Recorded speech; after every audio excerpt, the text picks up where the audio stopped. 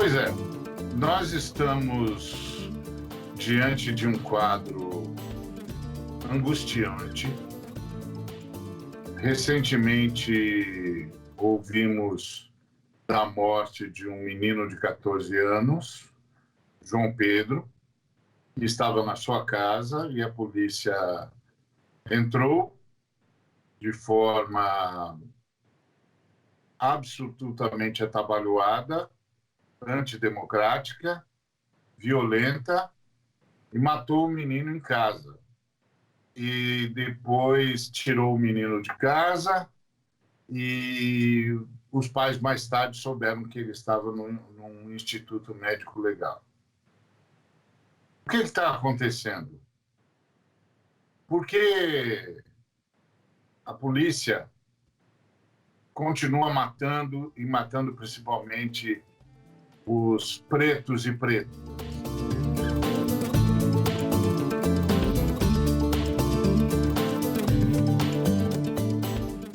A Bíblia diz, lá em Gênesis, capítulo 4, versículos 9 e 10, o seguinte: Disse o Senhor a Caim: Onde está Abel, teu irmão? Ele respondeu: Não sei. Acaso sou eu tutor de meu irmão? E disse Deus: Que fizeste? A voz de teu irmão clama da terra a mim. Então, a história de Caim e Abel é conhecida em todo o mundo, é cristão, de forma bastante contundente. O primeiro assassínio que se tem registrado na perspectiva judaico-cristã. E a pergunta de Deus a Caim foi emblemática: onde está o teu irmão? E a partir dessa pergunta, Deus trata o relacionamento entre todos os seres humanos. Nessa perspectiva divina, todos os seres humanos são irmãos. Ou seja, esse termo irmão, no Novo Testamento, passa a ser tratado como o próximo. Então, a ideia do próximo, como Jesus disse, explicando ao doutor da lei de quem ele devia ser próximo, ou seja, de quem o doutor da lei devia ser irmão, que o doutor da lei deveria ser irmão de todos aqueles que o doutor da lei visse que precisavam dele. Então, essa palavra, o próximo, no Novo Testamento, é a retomada desse conceito da fala de Deus a Caim: onde está o teu irmão? Porque a partir daí, todo relacionamento humano é tido por Deus como um relacionamento entre irmãos. Por quê? Na perspectiva divina, a humanidade é uma comunidade em absoluta unidade, uma comunidade de irmãos e irmãs, uma comunidade de fraternidade, de sororidade. É uma fraternidade e uma sororidade. Ponto. Então, Deus não olha para nenhum ser humano em relação a outro como se eles fossem estranhos entre si. Não são. Não são. Qualquer ataque de um ser humano ao outro é tido por Deus como um ataque a um irmão, a uma irmã. Então, a pergunta de Deus continua: onde está o seu irmão? Onde está a sua irmã?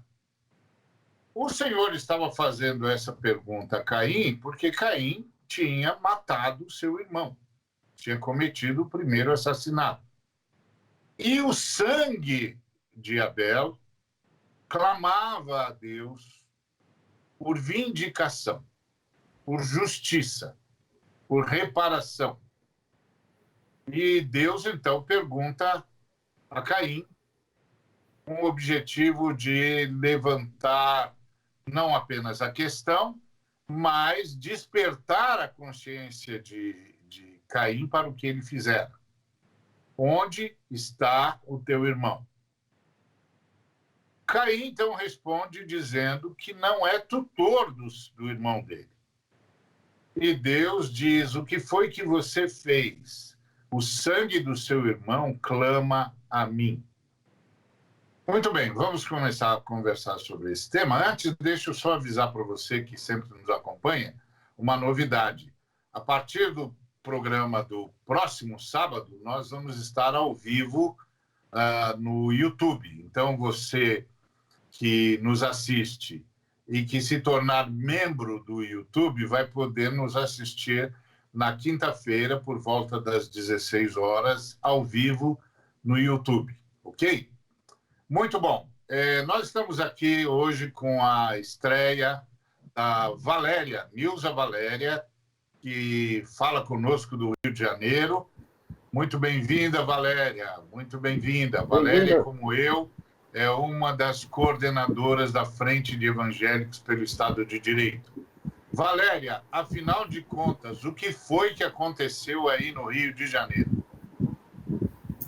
Mais uma vez, a gente teve uma morte, como centenas de outras mortes inexplicadas, ou melhor, explicadas pelo modo da polícia operar. E não se encerrou nela, né? A gente fala do João Pedro, lembrando que ontem, hoje de manhã, se divulga mais uma morte de um outro João na Cidade de Deus, da mesma forma. Então, o que houve ali naquele dia no Salgueiro, em São Gonçalo, foi mais uma operação, surpreendentemente dessa vez, da Polícia Federal com a Polícia Civil. A Polícia Federal foi parceira da Civil nessa operação. Eles alegam estarem cumprindo mandados de busca e apreensão na comunidade. Entram na casa, os pais do menino rebatem a ideia inicialmente divulgada pela polícia de que os bandidos que seriam o alvo da ação tinham entrado na casa. Então os pais do menino rebatem essa ideia. A polícia entra, a polícia atira. Líderes comunitários contaram 72 marcas de tiro na parede da casa. Era a casa, se não me engano, dos avós do João Pedro. Ele estava ali com outros adolescentes, outros primos cumprindo a quarentena. A polícia retira o corpo, como todo mundo está acompanhando a história. A família fica numa busca desesperada por onde o menino possa estar, até que encontra o corpo do menino na IML. E há alguns detalhes que mostram o requinte de toda essa política baseada na morte, né? Os meninos que estavam ali brincando naquele momento tiveram todos os celulares apreendidos pela polícia quando retira o corpo. O próprio celular da vítima também é apreendido pela polícia quando o corpo é retirado.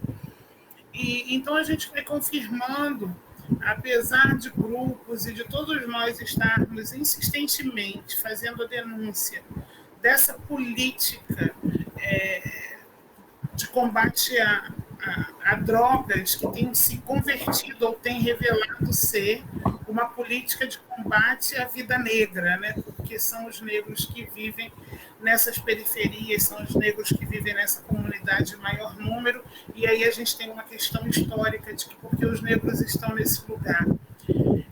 A morte do João Pedro é mais uma na conta desse Estado que chamamos de genocida por conta dessa política que prevalece da força contra essa população, contra essa juventude preta, contra meninos e contra crianças, porque são balas sempre perdidas que encontram esses corpos nessas operações. Então, o que sabemos, para além disso, é que a investigação agora segue o seu curso e mais uma vez, a gente, com todos os movimentos, vai ficar atento ao curso dessas investigações e dessa vez a gente minimamente celebra algo que a gente não tem celebrado e que talvez celebrar de fato não seja a palavra certa. E o que eu quero dizer é que houve um reconhecimento imediato da inocência do João Pedro, porque além de morrer, a juventude negra, os meninos negros morrem e costumam ter suas reputações assassinadas junto com eles. Então, sempre aparece alguém, sempre se forja uma imagem querendo dizer que se aquele menino morreu é porque de alguma forma ele merecia. E a história do João Pedro talvez seja para a gente uma esperança de que não é possível matar a reputação de um menino de 14 anos como mataram a de tantos outros jovens e adolescentes nessa guerra. O reconhecimento imediato da inocência dele, de que ele era uma criança brincando em casa, no quintal de casa, significa para a gente o destaque de que as vidas precisam ter, né? De que a vida desses meninos precisam ser preservadas e que eles são a história que eles carregam. Muito bem. Então, Davi, a Polícia Federal, que está sendo acusada de proteger o senador Flávio Bolsonaro, entrou numa periferia e matou um menino de 14 anos que estava em casa. Como é que aí a gente, como pastor, reage a uma coisa dessa, Davi? Olha, essa semana, boa tarde, Ari, Nilza, Valéria, William. Essa semana é uma semana muito pesada, não só por tudo que a gente já vem vivendo há mais de 2 meses, mas para mim tem sido uma semana de muito luto. Um dia desse, no mesmo dia, nós chegamos a 1.179 mortes pelo Covid em um só dia. 1.179 cadáveres por conta dessa pandemia e, em parte, por conta da irresponsabilidade do governo federal no trato da saúde pública e do respeito pelos que estão sofrendo. No caso do João Pedro, ele não está sozinho. Só no Rio de Janeiro, segundo eu li, esse ano, pelo menos 4 crianças assassinadas. Ágata, de 8 anos. Caiuã, de 11 anos. Cauê, de 12 anos. E agora o João Pedro, com 14 anos. Eu me remeto ao texto do início do Evangelho, quando Jesus nasceu, e que a guarda herodiana, que parece que se repete na Polícia Federal, na Polícia Civil, na Polícia Militar, no Rio de Janeiro e por esse Brasil afora, uma verdadeira guarda herodiana que promove genocídio, principalmente de meninos e jovens pretos. A coisa que a gente pode voltar é o texto de Mateus, onde um grito, que eu quero parafrasear dizendo, um grito se ouve no Salgueiro, em São Gonçalo, choro e grande lamento. É Rafaela, mãe de João Pedro, que chora seu filho e não quer ser consolada porque eles não existem mais. Nós temos que continuar a luta por uma polícia humanizada. Há muito que já deveria ter sido extinta a militarização da polícia e prepará-la para ser uma polícia de Estado que serve e protege. Nós estamos há décadas atrasados com isso. E, por conta disso, nós temos uma polícia que só serve para controlar a população pobre. E, geralmente, nos ambientes pobres, o que nós temos são os nossos irmãos negros. Como você disse, Ari, eles são nossos filhos também. Eles são nosso próximo também. Nenhum homem é uma ilha. Como disse o poeta John Donne, os sinos que estão tocando pelos mortos tocam por nós também, eles dobram por nós, porque são nossos filhos que estão morrendo nesses assassinatos. William, esse país é um país racista? Só indo ali. Os fatos mais do que comprovam. Há cerca de quase 130 anos, os pretos não eram nem reconhecidos como seres humanos. Isso oficialmente. Oficialmente pelo Estado e até mesmo por algumas teologias. Era tido como um produto, como um objeto. Não era reconhecido como alguém, como um ser humano. Infelizmente, isso, tudo que nós vivemos hoje é uma consequência histórica, como já disse a Valéria, e aproveitando, dando o bem-vindo a ela, desse histórico criminoso que há na nossa nação, que há no Brasil.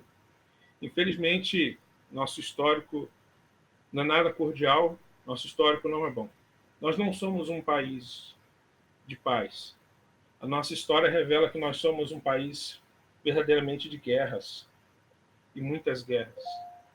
E o povo preto, ele é consequência, tudo que ele vive hoje é consequência de uma desigualdade, e principalmente desse racismo, que já está na nossa estrutura, que faz com que vivenciamos hoje um racismo estrutural, totalmente estrutural. Nós, quando olhamos as Escrituras, um texto que tu leste, fica claro para a gente. A teologia nos ensina que quando Deus vai fazer um questionamento, quando Deus pergunta, não é porque ele quer saber, já que ele é Deus, então ele sabe de todas as coisas. Na realidade, não é para gerar uma ciência, a divindade, mas para que nós tenhamos algum tipo de ciência. E qual é a ciência que Deus está trazendo para nós? Qual é a ciência que Deus está trazendo para a gente quando ele pergunta onde está seu irmão? A ciência que Deus quer que nós tenhamos é que nós vivemos em uma comunidade e somos responsáveis uns pelos outros. E, infelizmente, aquilo que Martin Luther King disse, do seu sonho de que os seus filhos não deveriam ser julgados pela cor da pele, ainda continua sendo sonho em muitos lugares em nosso país. Vamos continuar a conversar sobre isso daqui para frente. Vamos ter um intervalo e voltamos já.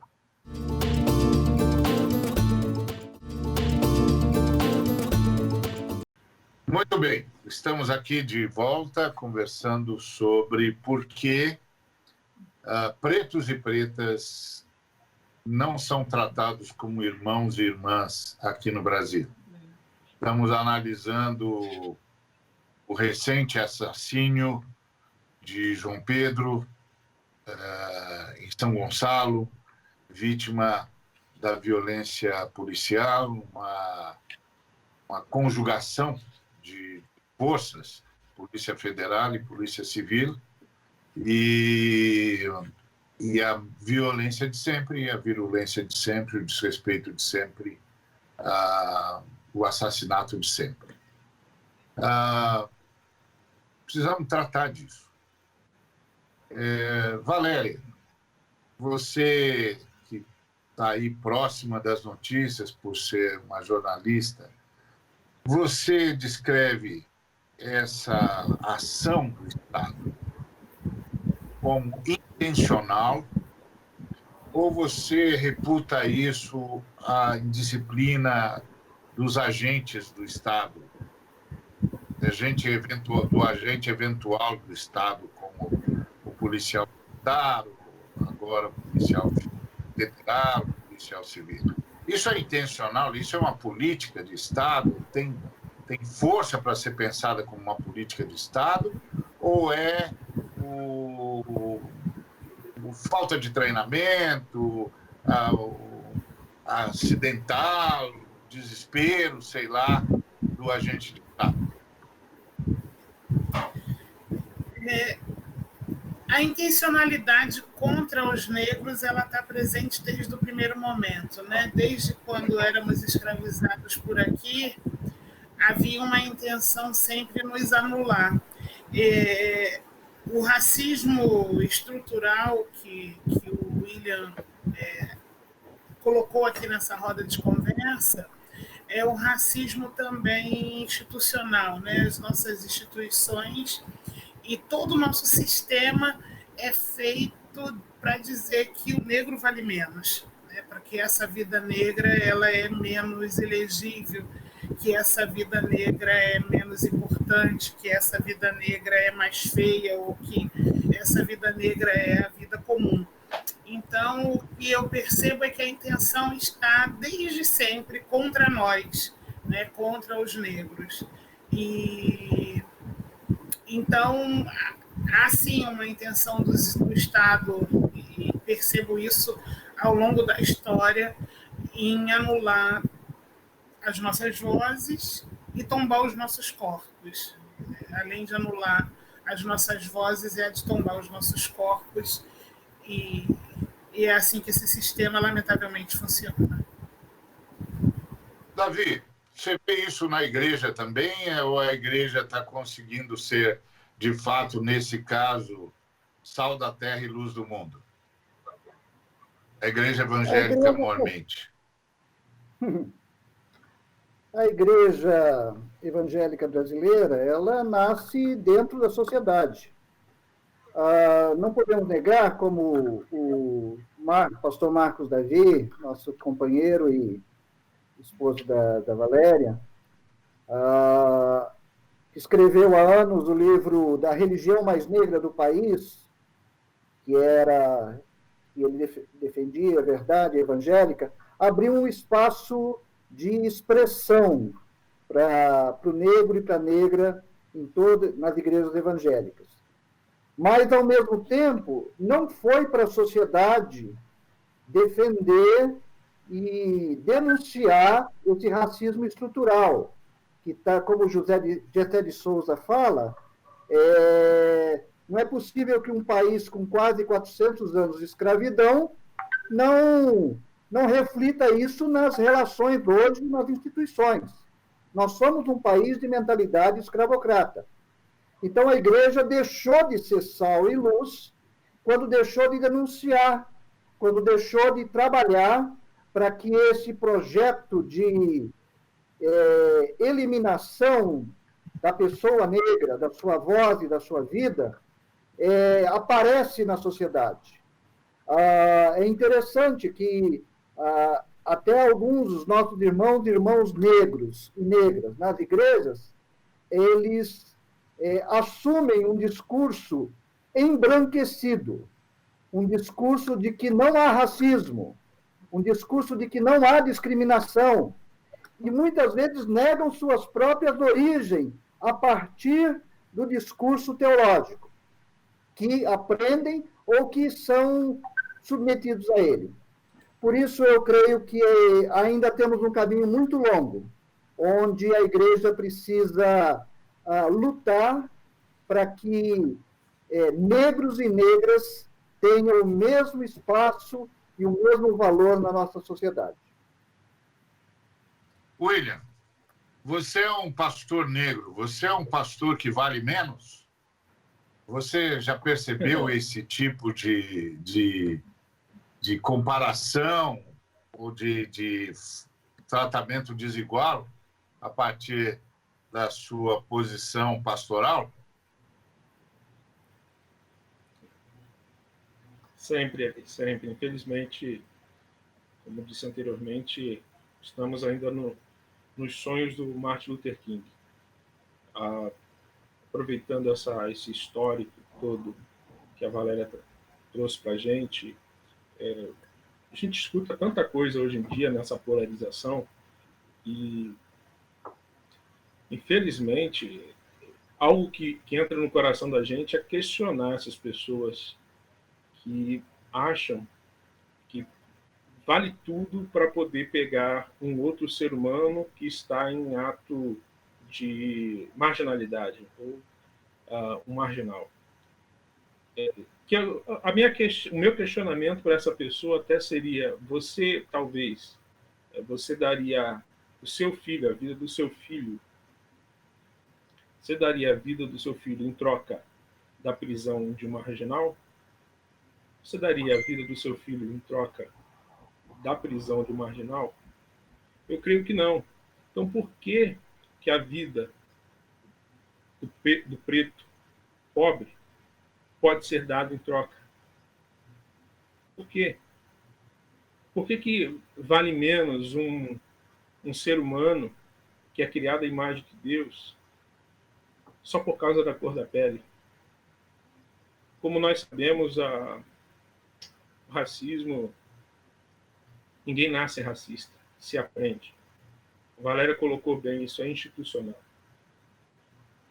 E é uma questão cultural tão gigantesca que nós vemos isso na televisão e hoje até mesmo na internet. As notícias, quando são dadas, a cor da pele influencia a maneira como vai ser chamado o ato do delinquente ou do indivíduo. As ações de cada um, o que vai determinar, o que vai adjetivar as ações de cada um, infelizmente hoje no Brasil ainda é a cor da pele. O salário que cada um recebe, o que vai determinar não é a competência pessoal, mas infelizmente a cor da pele. E isso são fatos. Isso são fatos. Quando olhamos o Brasil é o segundo maior país negro do mundo. E quando olhamos as bancadas de jornais na televisão, quando olhamos atores, quando olhamos o nosso Congresso Nacional, nós vemos que essa realidade ela não encontra espaço nessas entes que eu acabei de descrever. Infelizmente, o povo preto tem que viver uma resistência. E como vocês sabem, eu sou pentecostal. Pentecostal, ele tem experiência com Deus. E eu lembro, tenho aqui uma fala do Martin Luther King de uma experiência pessoal, uma experiência, eu vou chamar de pentecostal, que ele teve com Deus. Martin Luther King ele disse que pareceu-me que, naquele momento, pude ouvir uma voz dentro de mim dizendo, quando ele estava se questionando e orando a Deus sobre se ele continuava ou não nessa luta, no início da sua luta contra o racismo. Ele questionou a Deus se ele estaria no caminho certo ou não. E, segundo Martin Luther King, Deus chega para ele e diz: Martin Luther King, levante-se em nome da retidão. Levante-se pela justiça. Levante-se pela verdade. Saiba que estarei com você até o fim do mundo. Martin Luther King disse que ouviu a voz de Jesus dizendo, calmamente, que ele deveria continuar lutando. Ele prometeu, disse o Martin Luther King, ele prometeu que jamais me deixaria, nunca me abandonaria, eu nunca estaria só, nunca estaria sozinho. Ele prometeu nunca deixar-me sozinho. Muito Deus bom. Vai nos deixar nessa luta. Muito bem, gente. Você que sempre nos acompanha, eu queria deixar com você isso.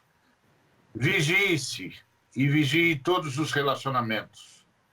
Porque uma das coisas que empodera esses assassinos é o racismo que eles encontram na sociedade, de modo geral. Eles têm a certeza de que ninguém vai prestar muita atenção, porque, afinal de contas, é só mais um preto, é só mais uma preta. E isso, meu irmão, minha irmã, isso, meu amigo, minha amiga, é comigo e com você.